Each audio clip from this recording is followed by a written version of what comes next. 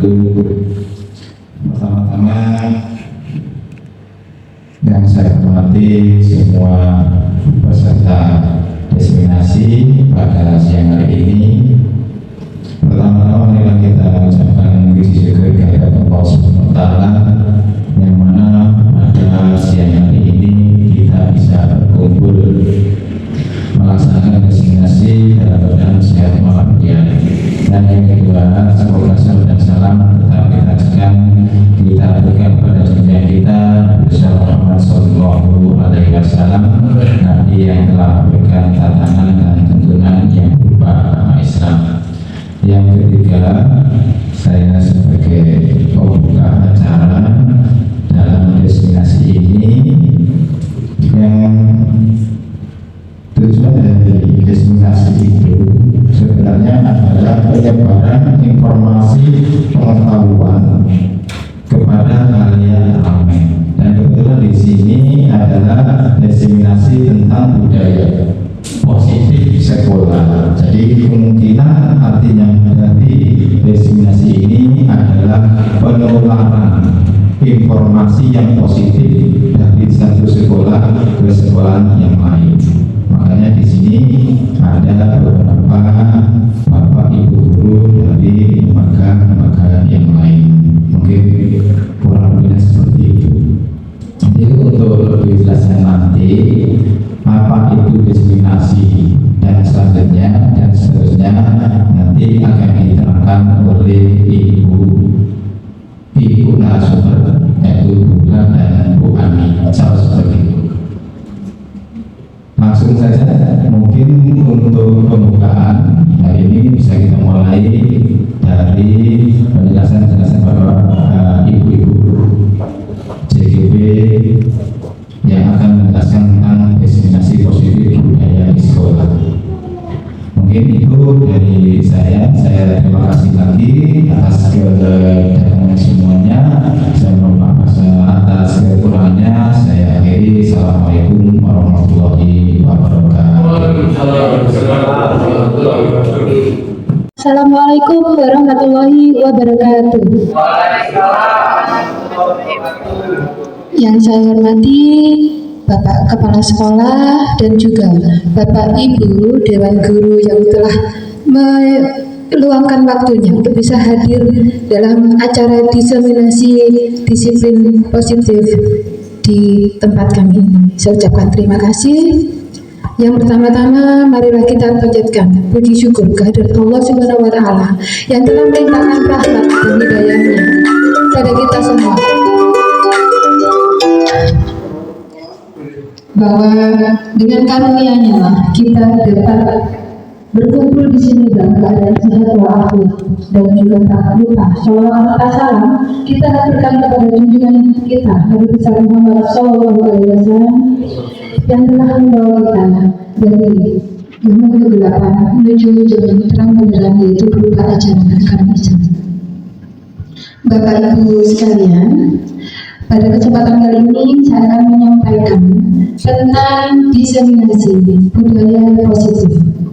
Tentunya Bapak Ibu guru juga sudah pernah mendengar apa itu budaya positif. Ada yang pernah mendengar sebelumnya?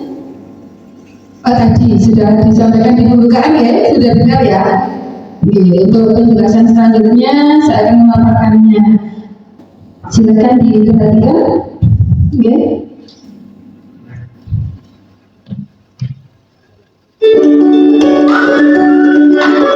Ya, musiknya dikecilkan. Terima kasih. Dari yang pertama, slide pertama. Ya, menyebarkan pemahaman dan penerapan pengalaman budaya positif. Nah, perkenalkan sebelumnya, mohon maaf, mungkin ada sebagian yang sudah mengenal saya dan juga masih belum mengenal saya, karena saya juga kurang familiar mungkin ya. Dan nama saya adalah Ani Ningsih, saya dari SD Kalimantan 2. Saya adalah salah seorang calon guru penggerak angkatan 10. Nah, next. Konsep inti dari budaya positif yaitu ada 8. Yang pertama, perubahan paradigma belajar. Yang kedua, disiplin positif. Ketiga, nilai-nilai kebajikan. Keempat, kebutuhan dasar manusia. Next. Motivasi perilaku manusia, posisi kontrol guru, keyakinan kelas, dan segitiga restitusi. Next.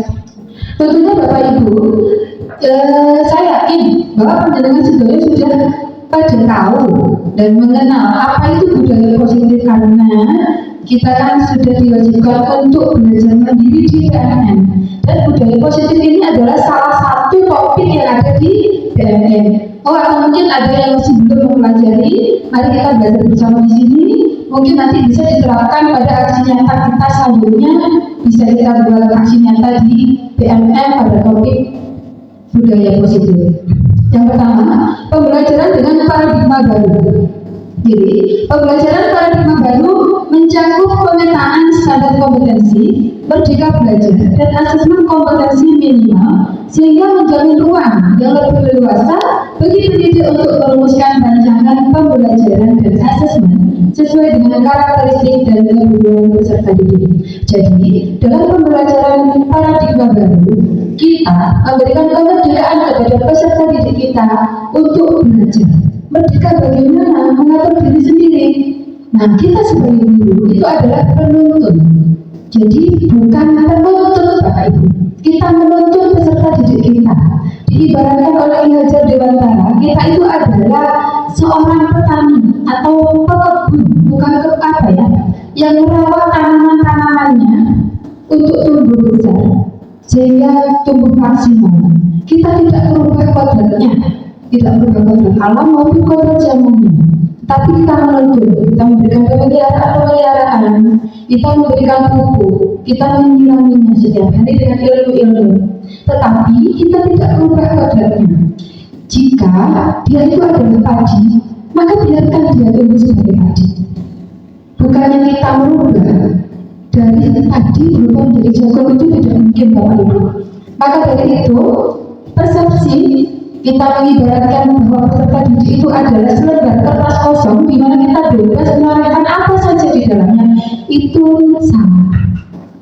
Jadi kita mengajarkan anak didik kita, menuntut anak didik kita itu sebagai seorang petani sesuai dengan kodratnya, kodrat alam maupun kodrat zamannya. Dan peserta didik kita merdeka belajar. Mereka mau belajar dengan cara apa? Misalnya kita bisa melakukan pembelajaran berdiferensiasi. Nah, sesuai dengan model belajar mereka, gaya belajar mereka. Misalnya ada yang kinestetik, auditori, ataupun visual. Jadi kita memahami kebutuhan belajar mereka. Next. Nah, profil pelajar Pancasila, apa hubungannya dengan paradigma pembelajaran yang baru tersebut? Profil pelajar Pancasila itu berperan menjadi penuntun arah yang memandu segala kebijakan dan pembaruan dalam sistem pendidikan Indonesia, termasuk pembelajaran dan asesmen. Jadi di setiap pembelajaran kita masukkan dimensi-dimensi dari profil pelajar Pancasila yang ada 6 dimensi tersebut. Karena itu sangat relevan. Silakan next. Nah, kita sekarang masuk ke disiplin positif. Disiplin positif. Kenapa disiplin positif? Secara umum disiplin positif itu adalah suatu pendekatan untuk menerapkan disiplin dari dalam diri anak tanpa hukuman dan hadiah. Bapak Ibu, kita biasanya menertibkan anak itu dengan apa? Bapak Ibu bisa menjawab, mungkin ada yang menghukum, tidak Bapak Ibu? Memberikan sepatu baru. Nah, itu sebenarnya bukan hukuman tapi hadiah ataupun penghargaan. Nah, Pak, kalau sudah diberikan sepatu, Pak, apakah dia akan terus patuh? Tentu tidak, belum tentu. Karena hadiah, hukuman itu motivasi eksternal. Nanti kita akan bahas selanjutnya. Ya. Kemudian pendekatan disiplin positif menitikberatkan pendekatan yang positif tanpa kekerasan, memotivasi, merefleksi kesalahan, menghargai, membangun logika dan bersifat jangka panjang. Jadi tidak ada hukuman baik fisik maupun verbal. Ya, tidak menyakiti secara fisik maupun non fisik. Kemudian juga tidak memberikan hadiah-hadiah yang berlebihan. Next. Sekarang Kebutuhan dasar manusia. Bapak Ibu kita tahu bahwa kita hidup itu punya kebutuhan. Begitu juga dengan peserta didik kita. Jadi kebutuhan dasar manusia itu adalah segala sesuatu yang kita lakukan untuk mendapatkan apa yang kita inginkan. Apa sih kebutuhan dasar manusia? Ada 5. Next.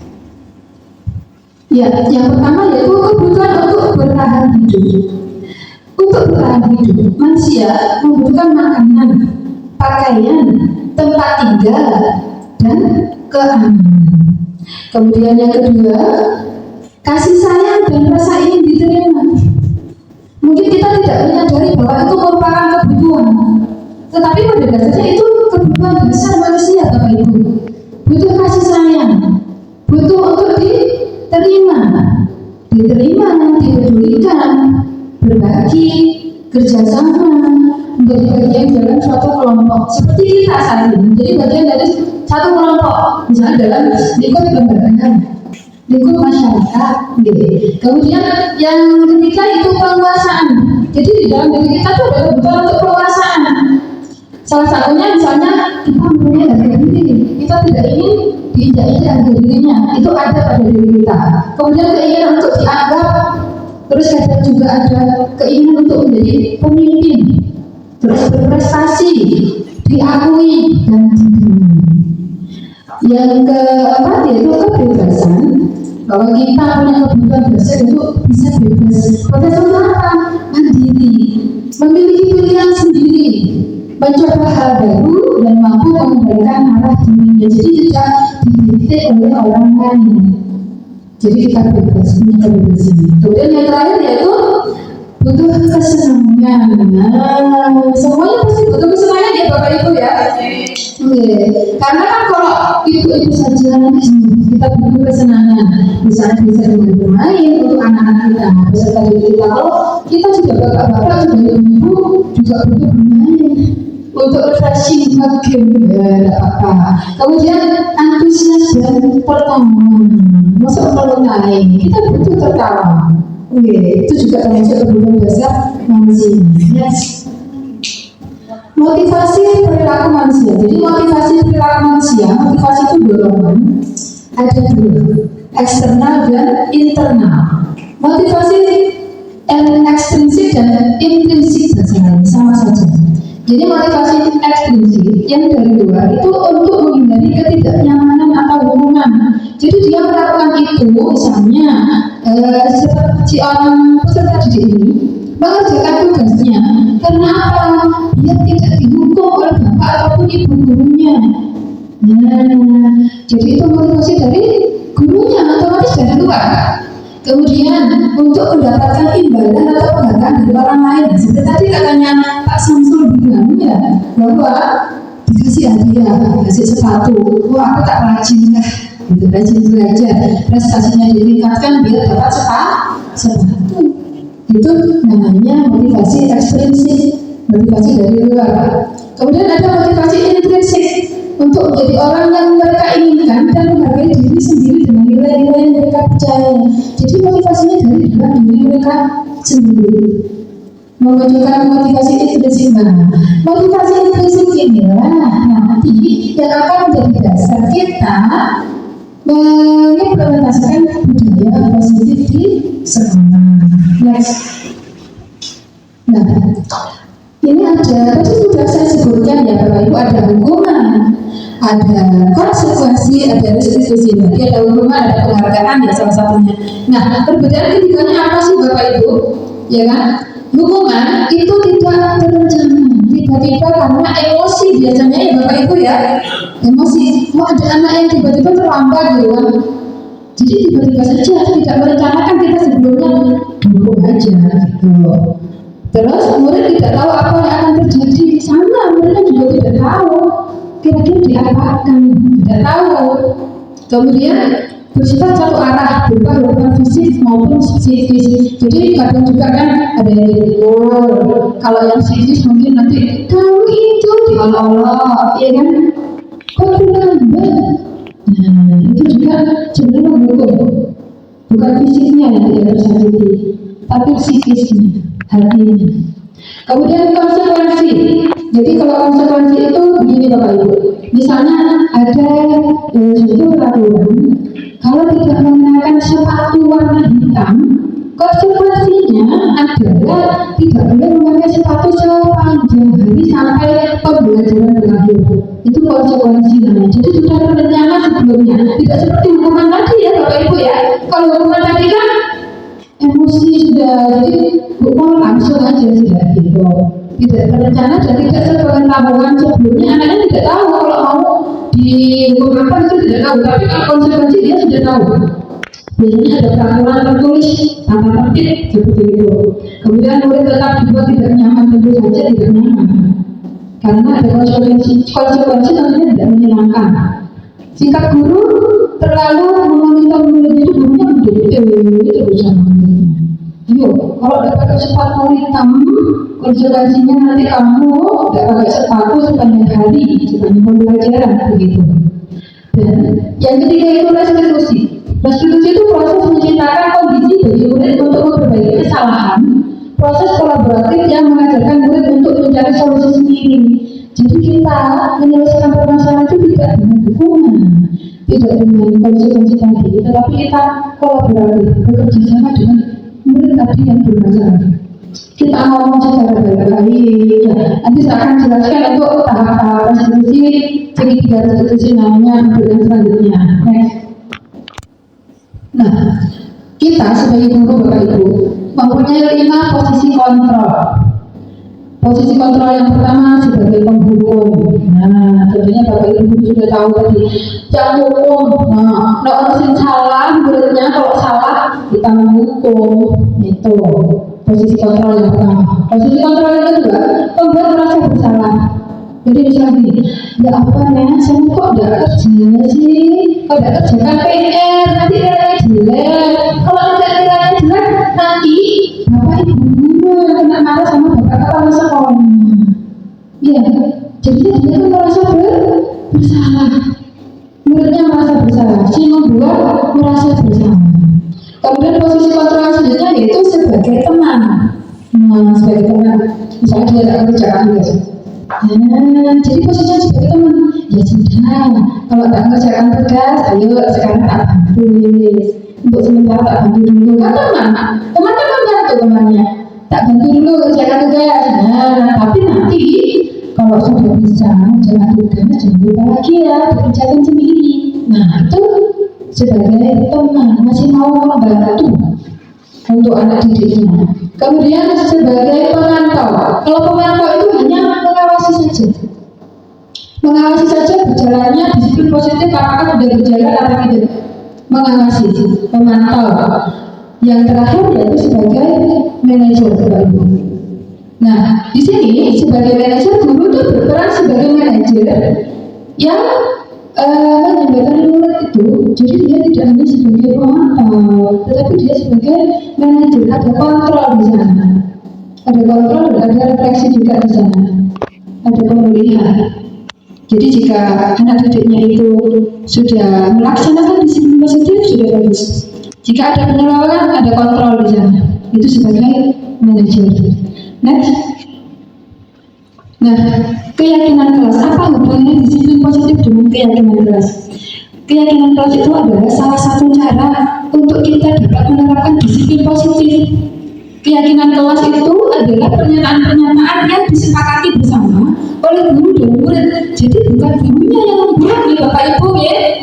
Kesepakatan kelas, sepakat itu tidak hanya dari satu sisi, tetapi dengan semuanya. Otomatis kalau keyakinan kelas, kita melibatkan yang ada di kelas. Siapa? Kita sebagai guru dan juga murid-murid kita.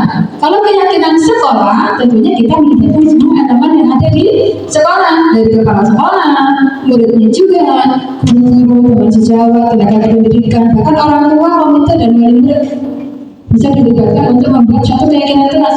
Kapan keyakinan itu dibuat? Kapan saja Bapak Ibu? Sebenarnya seperti tadi kita mengadakan kegiatan diseminasi ini, kita bisa membuat keyakinan kelas dulu. Bisa kita buat kesepakatan misalnya, kalau misalnya mau usul, nanti angkat tangan dulu. Nah, contohnya seperti itu bisa. Jadi setiap kegiatan bisa kita buat keyakinan kelas. Jadi tidak hanya keyakinan kelas dibuat satu kali saja, selanjutnya tidak pernah buat lagi, tidak. Keyakinan kelas juga bisa direfleksi, bisa dievaluasi jika sudah tidak sesuai dengan perkembangan. Jadi harus dievaluasi lagi, ditindaklanjuti, membuat lagi keyakinan kelas yang baru. Nah, next, segitiga restitusi. Segitiga restitusi tadi sudah saya singgung sedikit bahwa kita dalam menangani suatu permasalahan atau kasus terhadap siswa kita, yang terbaik adalah kita menempatkan diri kita sebagai control manager dan juga menerapkan segitiga restitusi. Restitusi adalah proses menciptakan kondisi bagi murid untuk memperbaiki kesalahan mereka, sehingga mereka bisa kembali pada kelompok mereka dengan karakter yang lebih kuat. Jadi tidak ada hukuman Bapak Ibu, tidak ada penghargaan, tetapi kita berkolaborasi dengan murid yang berkasus tersebut, berbicara secara individu, berdua saja, dari hati ke hati, tidak ada nada tinggi, ya, tidak ada penekanan. Seperti tadi, kita bukannya sebagai penghukum, bukan sebagai teman juga, tapi kita menjadi manajer dalam hal ini. Next, langkah-langkah penerapan segitiga restitusi. Memang kalau penerapan segitiga restitusi tidak mudah ya Bapak Ibu, ya butuh kesabaran. Kita harus bisa mengelola emosi kita.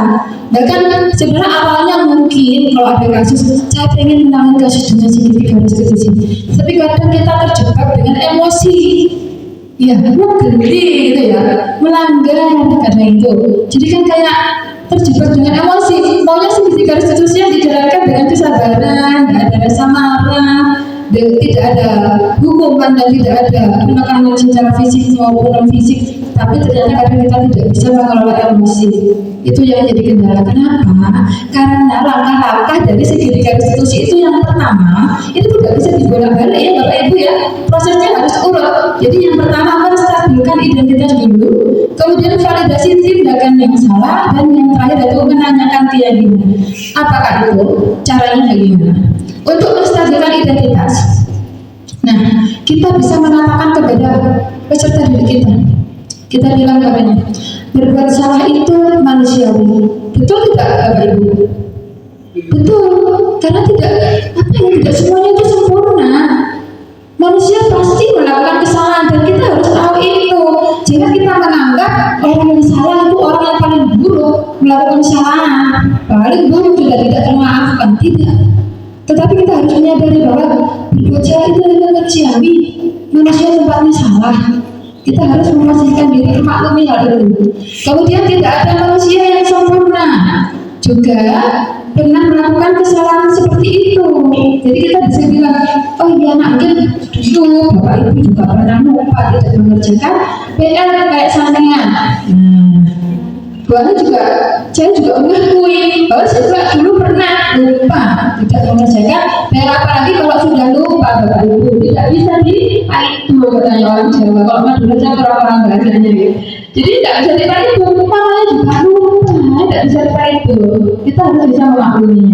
Kemudian Bapak Ibu tidak tertarik mencari siapa yang salah. Kalau kita sebenarnya kemarin saya kemarin siapa yang salah? Siapa yang siapa yang nyala kan gitu kan? Nah, tapi di sini kita tidak seperti itu. Jadi kita tidak tertarik mencari siapa yang salah, tapi Bapak Ibu ingin mencari solusinya. Ya seperti tadi Bapak Ibu kalau lupa kan ada di itu. Iya, ini latihan, kan? Ada gunanya, ada gunanya. Kalau menurut saya tidak ada gunanya. Kok bisa lari sih? Gitu kan? Kok lupa? Kok bisa lupa? Kok lari? Ya apa? Sudah lupa, sudah dilalui. Bagaimana? Kan tidak bisa dibahas lagi. Yang kita bahas nanti adalah solusinya ke depannya. Itu ya penting. Jadi lain kali untuk depannya Bapak Ibu kalau ada yang lupa jangan dipakai itu. Kalau dipakai itu kan tambah marah, nanti tambah bagus ya. Lagian kan apa yang mau dilakukan? Kalau sudah selesai kemarin sudah lupa, ya apa? Wes nasi sudah jadi bubur dan bisa dikembalikan jadi nasi lagi, gitu. Nah, terus ini dan terakhir kata-kata yang bisa kita ucapkan yaitu kamu berhak merasa begitu. Jadi kita memvalidasikan stabilkan identitasnya. Kalau misalnya dia itu bertangkap ya, terus juga marah, akhirnya itu marah, gelut. Nah kita ini dia bilang, dia berhak merasa marah. Kenapa dia disakiti? Manusiawi kan? Ya, karena dia disakiti. Gitu, dia nggak boleh gitu, kamu tuh harus sabar, nggak boleh marah, gitu ya. Ya, saya ini. Nah, tapi kalau anak dibutuhkan, apakah dia akan bersabar? Dia marah, oh dia bukan saya, kan gitu ya biasanya ya. Langkah selanjutnya yaitu validasi tindakan yang salah. Lalu dibilangin Bapak Ibu ya, kita makluminya. Kemudian yang kedua itu kita bisa mengucapkan seperti ini. Kamu pasti punya alasan mengapa melakukan hal itu. Nah, alasannya kenapa tadi kok lupa tidak menjalankan tugas? Misalnya, aku ngantuk, tidurnya kemalaman. Nah, itu kita menggali alasannya apa? Kemudian, padahal kamu bisa melakukan lebih buruk dari ini ya, maksudnya gitu. Kalau dia misalnya disakiti temannya tadi, dia mukul temannya karena disakiti, diolok-olok. Kalau katanya anak kalimu itu dicak-cocai, nah dia dicak-cocai, bapak saya bu, gitu kan, nyebut nama bapak saya, gitu kan, oh namanya siapa, gitu, dia nggak terima, akhirnya temannya yang ngata-ngatain itu, dia cak-cocai katanya dipukul, nah itu alasannya. Padahal dia kan bisa lebih parah lagi ya, tidak hanya memukul padahal seperti itu. Kemudian kamu patut bangga pada dirimu sendiri karena kamu telah melindungi sesuatu yang penting. Nah seperti itu. Jadi dia merasa bahwa ayahnya itu adalah kehormatan baginya. Jadi kalau ada anak yang cari nama ayahnya dia tidak terima, itu sebenarnya sesuatu yang positif. Tapi caranya ya salah, dia balas dengan memukul itu tadi. Nah, yang selanjutnya ini yang terakhir yaitu menanyakan keyakinan. Nah, kita tanyakan apa keyakinan kelas kita? Keyakinan kelas kita apa? Ini kalau kita sudah membuat keyakinan kelas ya Bapak Ibu ya, bisa ditanyakan. Kalau belum pernah membuat keyakinan kelas, ayolah mulai besok kita buat keyakinan kelas kita dulu bersama dengan siswa-siswa kita. Nah, setelah itu kita baru bisa melakukan penerapan studi konstitusi Bapak Ibu. Belum pernah buat keyakinan kelas, ditanya berarti apa keyakinan kelas kita? Tidak tahu ya. Seperti tadi misalnya dia berkelahi karena tidak terima ayahnya dicak-caki, bukan mukul. Nah, kita bisa tanyakan apa keyakinan kelas kita? Keyakinan kelas kita apa? Misalnya saling menghormati, toleransi. Nah, itu kan tidak sesuai kalau pukul-pukul gitu. Kalau berkelahi. Kemudian nilai-nilai apa yang telah kita sepakati ya? Kesepakatan kelas lagi Bapak Ibu. Seperti apa gambaran kelas yang ideal menurut kamu? Nah, jadi kelas ideal seperti apa misalnya?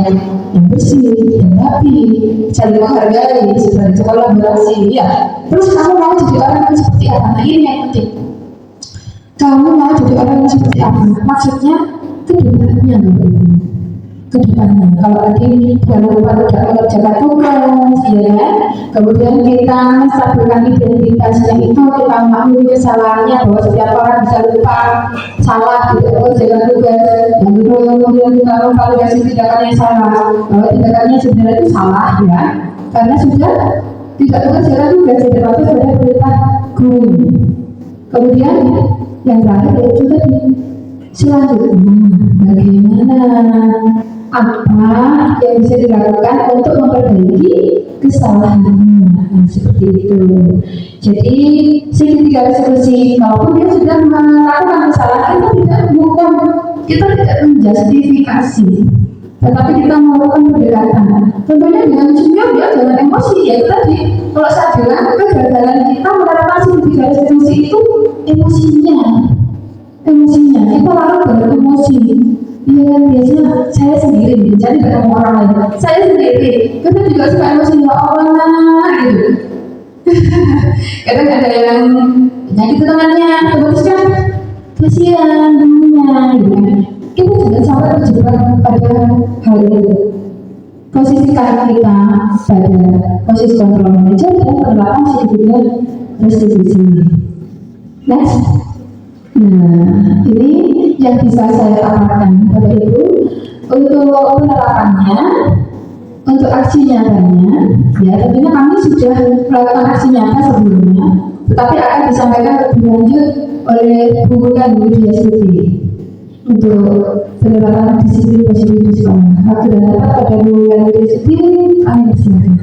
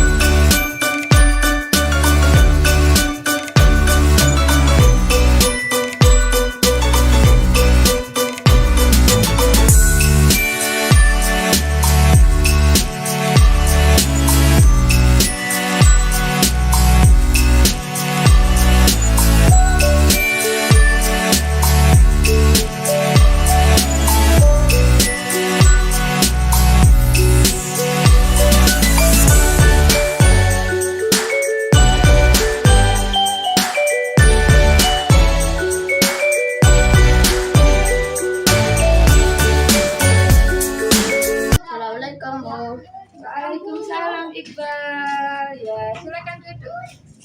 Nah, Bu Ani dapat laporan ya.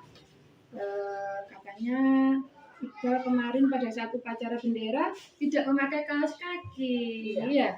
Iya. Itu gimana ceritanya? Ceritanya itu kukira semuanya yang upacara tidak kelihatan karena aku pakai celana panjang, Bu. Oh, jadi dikira kaos kakinya itu tidak kelihatan kalau nggak pakai, Iya. karena celananya sudah panjang, jadi tidak kelihatan gitu ya. Tapi ternyata kelihatan juga. Iya. Iya. Baik, Iqbal, memang setiap manusia itu tidak ada yang sempurna. Bisa saja melakukan kesalahan. Tidak terkecuali juga Iqbal, bisa juga melakukan kesalahan. Nah, kalau tidak memakai kaos kaki pada saat upacara bendera, itu benar atau salah? Salah, Bu. Salah ya? Iya. Jadi Iqbal menyadari kesalahannya? Iya. Baik, kenapa kamu tidak pakai kaos kaki, Iqbal? Karena hari Minggu itu aku cuci, pengen lupa diambil, Bu. Karena aku lupa, jadinya kena hujan. Iya, basah kaos kakinya. Iya, jadi gimana? Saya melanggar peraturan, Bu. Jadi melanggar peraturan ya? Jadi Iya. Iqbal sudah sadar kalau Iqbal melanggar peraturan sekolah? Iya. Tidak memakai kaos kaki? Iya. Iya, karena kaos kakinya Basah. basah, jadi tidak pakai kaos kaki. Itu melanggar peraturan ya? Iya. Untuk kedepannya, untuk memperbaiki kesalahan yang sudah Iqbal lakukan, apa yang akan Iqbal lakukan? Saya akan menyediakan kaos kaki dan dasi, topi, dan sabuk dan batu. Ya, perlengkapan semua sekolah itu ya. Ya, sehari 1 hari 1 hari sebelum sekolah. iya, sebelum sekolah. Berarti kalau hari Senin, hari Minggunya disiapkan semua. Iya. Iya. Berarti kalau ada kaos kakinya yang masih kotor, itu dicucinya kapan? Dicucinya nantinya, Bu. Oh, langsung gitu ya. Iya. Dan tidak lupa untuk apa? Tidak lupa untuk diangkat. Oh, tidak lupa untuk diangkat kalau dicuci ya, takut hujan lagi. Iya. Iya, jadi intinya Iqbal tadi mau melakukan apa? Memperbaiki kesalahannya Memperbaiki kesalahan dengan benar. menyiapkan peralatan semuanya. Iya, baik Iqbal. Semoga dengan kejadian ini akan membuat Iqbal menjadi lebih baik lagi. Semoga ini menjadi pelajaran bermakna buat Iqbal ke depannya, supaya Iqbal bisa melaksanakan disiplin positif sekolah, ya, mematuhi peraturan yang ada di sekolah. Ya, nah itu aja ya. Ya. Assalamualaikum, Bu. Waalaikumsalam. Balik ke kelas ya. Ya. Assalamualaikum warahmatullahi wabarakatuh. Saya namanya Iqbal dari SDN Kaliwungunan 2. Saya menyadarkan diri karena saya punya salah sama Bu Ani. Tapi Bu Ani tidak menghukum saya dan tidak menghukum saya. Tapi Bu Ani sangat sabar sama saya. Semuanya murid akan diberikan kesehatan dan kebaikan sama Bu Ani. Assalamualaikum warahmatullahi wabarakatuh. Assalamualaikum. Waalaikumsalam. Silakan duduk Ayu. Ya, silakan duduk. Apa kamu tahu kenapa kok Bu Ani panggil ke sini? Iya Bu, Ya, kenapa? karena kemarin saat kelas 6 ujian, kelas 1 sampai kelas 5 pembelajaran daring, saya lupa mengerjakan ujian itu. Oh begitu, ya saya yakin memang tidak ada siswa yang sempurna. Semua bisa saja melakukan kesalahan, tidak terkecuali juga pada Ayu. Iya Bu, saya minta maaf Kenapa kamu tidak mengerjakan tugas? karena saya tidak lihat grup WA dan saya main sendiri Bu, dan tidak tahu kalau ada pelajaran dari Bu Ani. Dan ada tugas juga, jadi aku tidak tahu ada tugas karena sudah lihat video. Iya. Terus apakah Ayu tahu kalau ini suatu kesalahan? Benar apa enggak sih yang sudah dilakukan Ayu itu? Untuk kedepannya, apa yang akan kamu lakukan? Saya akan aktif di dalam grup WA dan saya mengerjakan tugas yang dikasih dengan Bu Ani. Saya mengurangi main-main saya. Oke, baik. Terima kasih Ayu itu sudah bagus sekali karena Ayu sudah punya inisiatif untuk memperbaiki kesalahannya Ayu. Kedepannya jangan lupa komitmen tadi dilaksanakan ya. Terima kasih ya Bu. Assalamualaikum warahmatullahi wabarakatuh. Waalaikumsalam warahmatullahi wabarakatuh. Bisa berikan kelas lagi ya. Assalamualaikum warahmatullahi wabarakatuh. Nama saya Ayu, siswi kelas 4 SDN Kalimuno 2. Bu Ani sangat baik dan ramah. Kalau saya punya masalah, Bu Ani menyelesaikan semua masalah saya. Tetapi Bu Ani tidak menghukum saya dan tidak memarahi saya. Terima kasih. Assalamualaikum warahmatullahi wabarakatuh.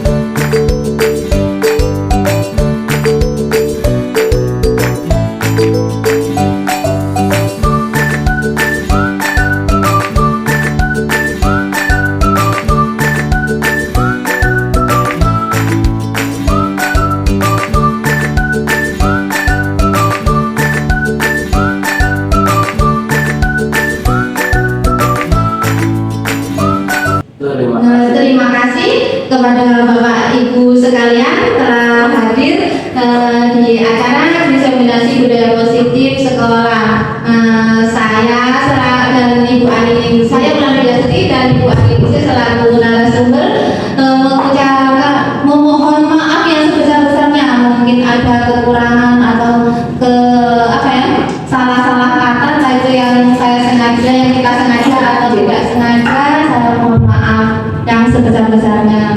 Ya, sepatah dua kata dulu Bapak Ibu. Terima kasih terutama. Pastinya yang pertama dan utama saya ucapkan banyak terima kasih. Tentunya sudah mau meluangkan waktu untuk kami berdua untuk diseminasi ini, dan tentunya harapan kami semoga apa yang kami sampaikan bermanfaat untuk Bapak Ibu semuanya. Kita merefleksikan diri kita, apakah kita sudah benar, apakah kita sudah bisa melaksanakan disiplin positif, bagaimana selama ini kita melaksanakannya, apakah sudah benar, apakah sudah melaksanakan atau belum. Mari kita refleksikan diri kita masing-masing, dan bolehlah tentunya besok-besok kita saling berbagi ilmu, sharing kembali. Jika ada yang kurang jelas boleh kita sharing kembali di lain waktu ya.